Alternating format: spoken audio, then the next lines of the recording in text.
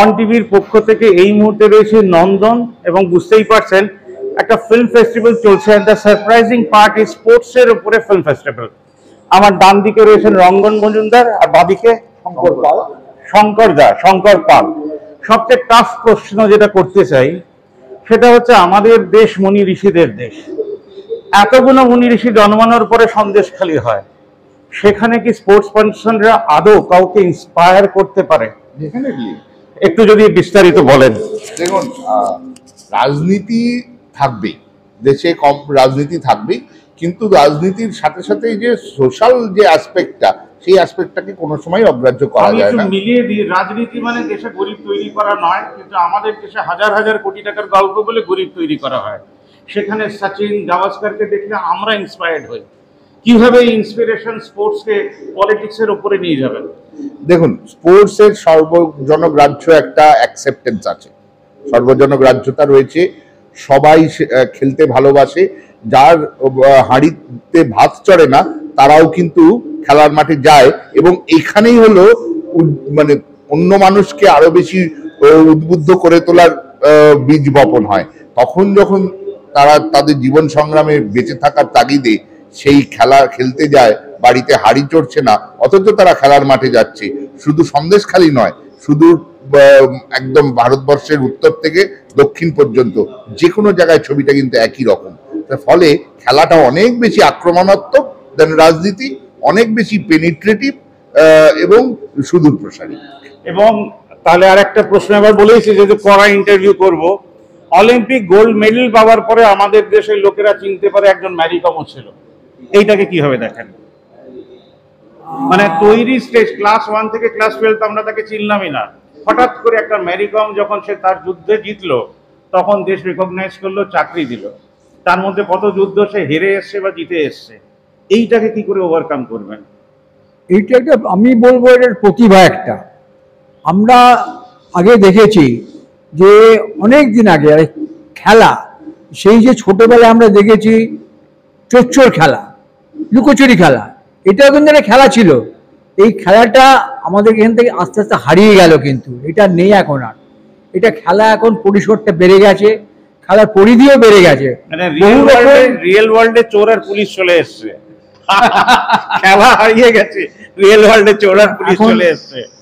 আগে আমরা যে সমস্ত জিনিসের নাম শুনিনি বা দেখিনি আমরা, সেই সমস্ত খেলা কিন্তু আস্তে আস্তে আস্তে আস্তে প্রসার ঘটেছে। এই যে আমরা মেরি কমকে আমরা দেখিনি, কিন্তু ওনার যে পরিশ্রম, ওনার যে একাগ্রতা, সেইভাবে যে উনি করে গেছেন, এইটা একটা বিশাল ব্যাপার, বিরাট একটা ইন্সপিরেশন আমাদের কাছে। কারণ সাধারণ ঘরের মহিলা কিভাবে উনি আস্তে আস্তে আস্তে আস্তে ওনার সাহস বলুন, ক্ষমতা বলুন বা একাগ্রতা বলুন, সব কিছু নিয়ে উনি আজকে এই জায়গায় পৌঁছে গেছেন। আজকে বলছি, ফিল্ম ফেয়ার থেকে, স্পেশালি এই ফিল্ম ফেয়ার থেকে কি এক্সপেক্ট করছেন? টিকিটও ফ্রি। দেখুন, আমরা যে কোনো একটা প্রোগ্রামের ইনকিউবেশন, একটা নবজাতকের বড় হয়ে যাওয়ার জন্য কিছুটা সময় দরকার হয়। এখন কিন্তু বেসিক্যালি আমরা ইনকিউবেশন পিরিয়ডে আছি। এই ফেস্টিভ্যালটা গত বছর থেকে আমরা শুরু করেছি, সোশ্যাল স্পোর্টস ফাউন্ডেশন এবং federation of film societies of India eastern রিজিয়নের যৌথ পরিচালনায় এই চলছে এই ফেয়ারটা, গত বছর থেকে ফেস্টিভ্যালটা। আমরা আশা করছি আরো বছর খানেক লাগবে এটাকে সেইভাবে ফ্লারিশ করবার জন্য, কিন্তু আমরা আশাবাদী যেটা করবেই একদিন। কারণ গত বছর এখানে লাইন পড়েছিল, এবছরও গতকালকে দুটো শো হাউসফুল গেছে। কোনি দিয়ে প্রথম দিন আমরা শুরু করেছিলাম, শেষ করব আগামী কালকে কুসুমিতার গল্প দিয়ে। স্বাভাবিক কারণেই মহিলাদেরকে নিয়ে এখন সমাজে একটা আলোড়ন রয়েছেই, সেই মহিলা খেলোয়াড়ের জীবন কাহিনী এখানে একটা এবছরের একটা মূল কেন্দ্রবিন্দু। তো স্বাভাবিকই আমরা ভীষণভাবে আশাবাদী। বলছে আমাদের দেশে দুটো ক্যারেক্টার খুব ইম্পর্টেন্ট, এক কালিদাস আর এক অহল্যা। বছর খানেক পর তার মধ্যে 12 মাস কোনো কি অ্যাক্টিভিটি থাকছে আপনাদের? Definitely. Federation of film societies of eastern রিজিয়নের শঙ্কর দাস সেক্রেটারি উনি আছেন, তাদের সারা বছর, এটা সত্যজিৎ রায় তৈরি করা সংস্থা, দীর্ঘদিন যাবৎ চলছে এবং তাদের সারা বছর প্রচুর অ্যাক্টিভিটি থাকে। আর as far as social sports foundation is concern, আমাদের পাইপলাইনে আরও কিছু প্ল্যান প্রোগ্রাম আছে, আমি এখনই বলছি না।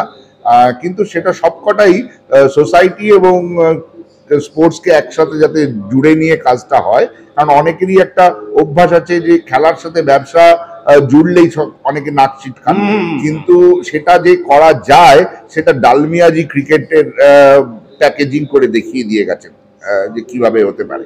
তো আমরা আগামী দিনে আমাদের অনেক প্ল্যান প্রোগ্রাম আছে। মূলত আমাদের এই সংগঠনের উদ্দেশ্য হলো পিছিয়ে পড়া যে সমস্ত খেলোয়াড় তাদের মানে অর্থনৈতিকভাবে বাইরে যাওয়ার জন্য, প্রশিক্ষণের জন্য তাদের পাশে দাঁড়ানোটাই আমাদের মূল উদ্দেশ্য। তো সেইটা করবার জন্য অর্থের মানে সংস্থান দরকার। তো আমরা এই সমস্ত প্রোগ্রামগুলো করছি সেই দিকে লক্ষ্য রেখে। তবে এই মুহূর্তে দাঁড়িয়ে সংস্থান হচ্ছে না, উল্টে ইরোশন অফ মানি হচ্ছে, কিন্তু তাহলেও আমরা আশাবাদী ভীষণ। আমি আরো আশাবাদী, কারণ একটা পোস্টার ওনাদের হাতে দিচ্ছি, যে পোস্টার প্রত্যেকটা স্পোর্টসম্যানের পাশে দাঁড়াতে পারবে। আমাকে একটা সেকেন্ড সময় দিন। কাটিয়ে গেলে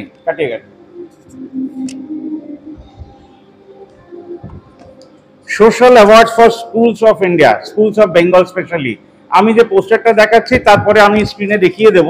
এই পোস্টারটা হচ্ছে আপনাদের যে স্পোর্টস গ্রাউন্ডগুলো আছে, খেলার মাঠ, যেখানে ছোট ছোট ক্লাবস আছে, east Bengal, Mohun Bagan, Mohammedan sporting, Aryans যা রয়েছে, আপনাদের ফিল্মের সঙ্গে যারা যুক্ত, মাসে একদিন পুরনো খবরের কাগজ, খাতা বই জমা দেবেন।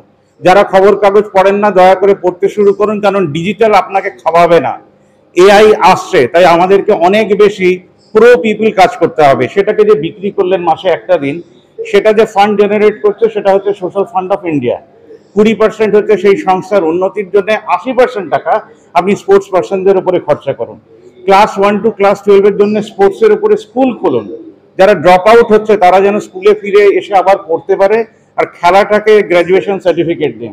তাহলে আমার মনে হয় সিনেমা অ্যান্ড স্পোর্টস দুটো যদি মিলে যায়, তাহলে আমার স্বপ্ন সফল হবে। ভারতবর্ষের প্রত্যেকটা নাগরিক প্রত্যেকটা মাসে, প্রত্যেকটা দিন কিছু না কিছু কন্ট্রিবিউট করতে পারবে ফর ইকোনমিক আপলিফটমেন্ট অফ ইন্ডিয়া। আমরা যে পলিটিক্সের উপরে ডিপেন্ডেন্ট, যাদের খবর আপনারা 24 ঘন্টা দেখেন, সেটার থেকে অব্যাহতি নিন এবং স্পোর্টস আর ফিল্ম আমাদের দেশে কি করতে পারে সেই দিকে তাকিয়ে থাকুন। অন টিভির পক্ষ থেকে আমি নরেশ জৈন, ক্যামেরায় আনন্দ আইয়ারজি। আমি সবাইকে ধন্যবাদ জানাই যারা ক্যামেরা পেছন থেকে দেখছেন, এবং আপনারা যখন পরে দেখবেন মনে করে এই আঙুলটি দিয়ে সাবস্ক্রাইব করে শেয়ার করবেন। আর শেয়ার করার সময় আপনার যদি কোনো স্বপ্ন থাকে সেই স্বপ্নকে একটু লিখে দেবেন। অনেক ধন্যবাদ।